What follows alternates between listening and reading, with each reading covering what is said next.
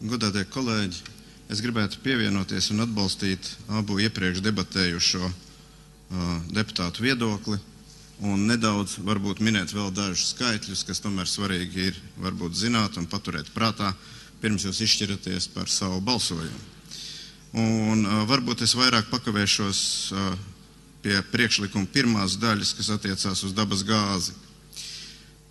Šobrīd maksājumi par dabas gāzi mājsaimniecībām apkurei, tas ir apmēram 40–45 tūkstošiem mājsaimniecību, tāda 40–45 tūkstoši ģimenēm, kuras patērē vidēji 2590 kubikmetrus gadā, šobrīd ir 738 lati. Tātad gadā tāda vidējā ģimene samaksā par dabas gāzi apkurei 738 latus. Ja mēs paskatāmies kompleksu to visu nodokļu palielinājumu slogu, ko valdība piedāvā uzlikt, tās nozīmē pacelt PVN likmi no 12 uz 22, kā arī iedarbināt akcijas nodokļa likmi, šī izmaksa vienai ģimenei palielināsies par 160 latiem gadā. 160 lati gadā ar vienu šodienas plenārsēdes balsojumu. Tas būtu vēl pie tās optimistiskās prognozes, ka dabas gāzes cenas neizmainās. Bet es domāju, ka ir pamats ieklausīties kolēģa Cilinska teiktajā, ka mēs nevaram šobrīd, vērtējot notikumus pasaulē, cerēt, ka arī šim fosīlajam kurināmiem, kas tiek importēts par lielākai daļai no Krievijas, ka necelsies cenas. Cenas visticamāk celsies.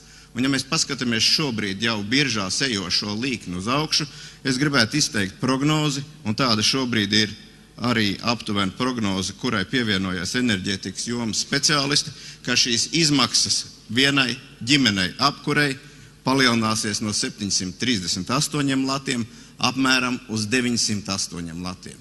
Tātad par 200 latiem gadā. Un tas ir būtisks skaitlis. Tas ir būtisks lielums.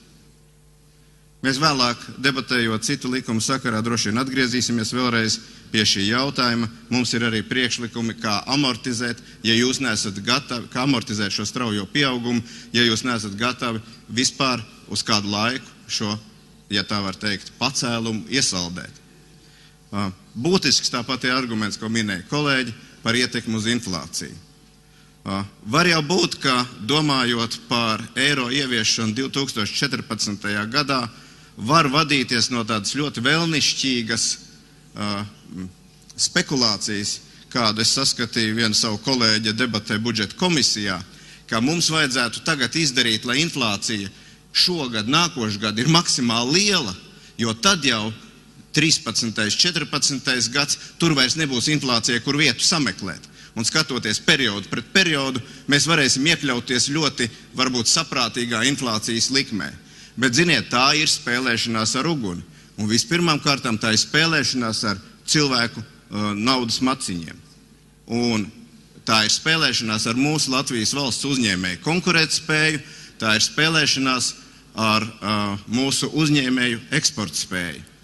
Šobrīd faktiski iekšējais patēriņš Latvijā ir sabrucis, un vienīgais, un tur man sakrīt domas, protams, ar valdību, eksports ir vienīgais, kas ļauj šobrīd kaut kā pamatot Latvijas valdības pūliņus, cerot uz eiro ieviešanu 2014. gadā.